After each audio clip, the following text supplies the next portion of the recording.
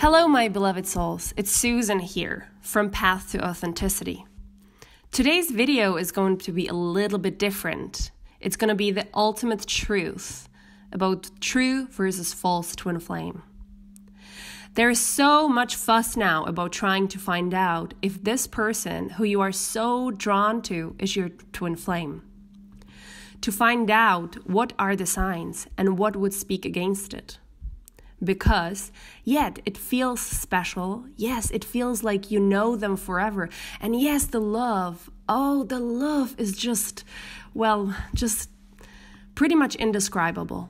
That all is true.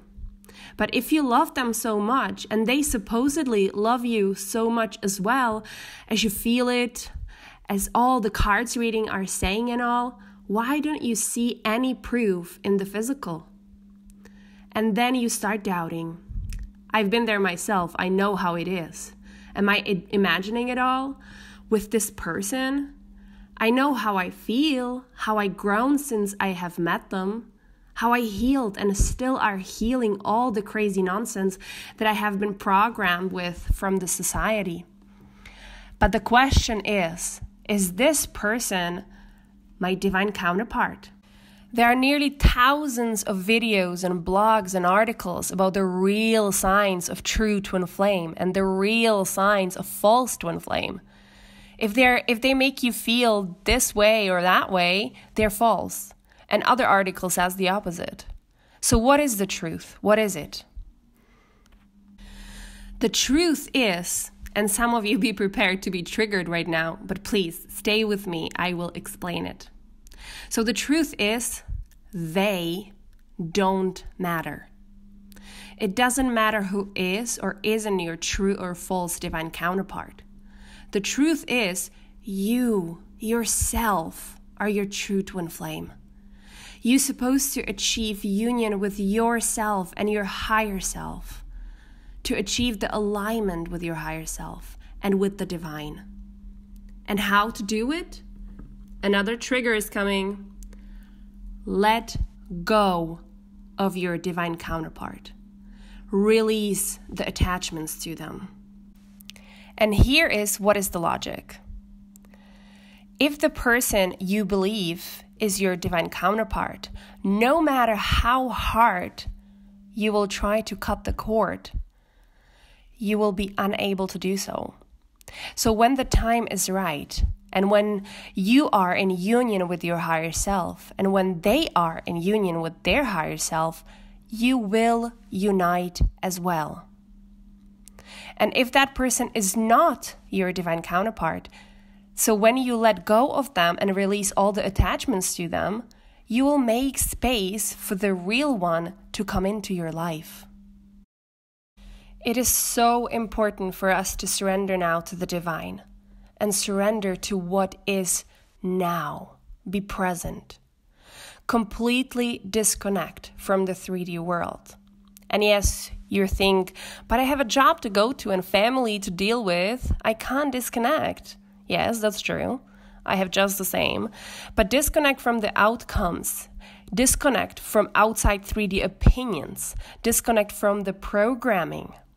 From any expectations from your divine counterpart. And from any kind of outcome. I mean, keep thinking positively, keep imagining and manifesting positive outcomes out of things and situations in your life. Yes, of course. But have no expectations.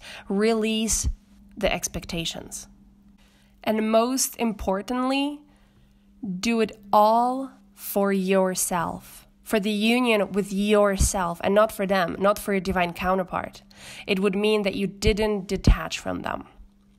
And here is sometimes easy, sometimes hard way to do it.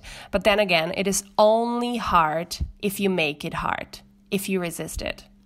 It is simple as affirmations. I am letting go of my divine counterpart. I am letting go of, insert the name. So we cover both the real and in some cases just person we are attached to, so the false twin flame.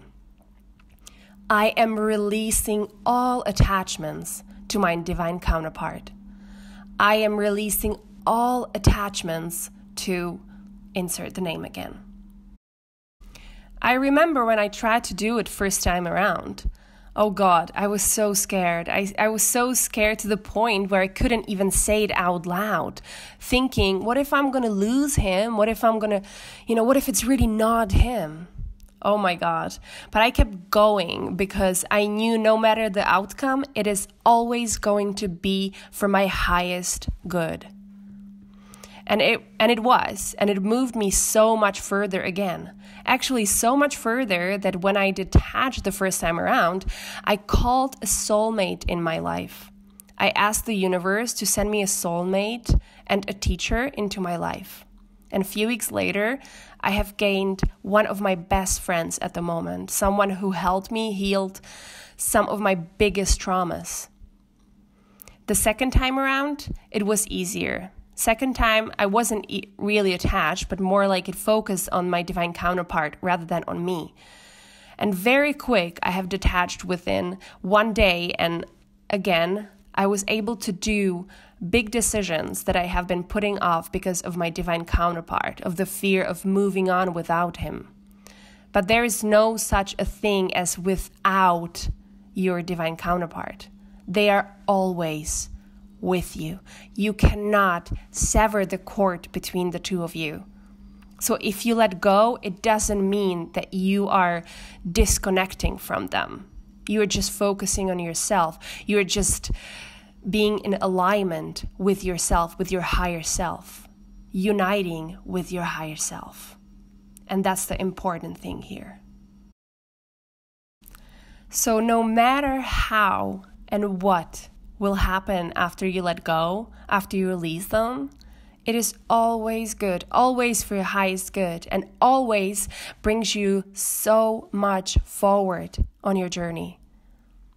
So gather your strength, my beloved, and go for it.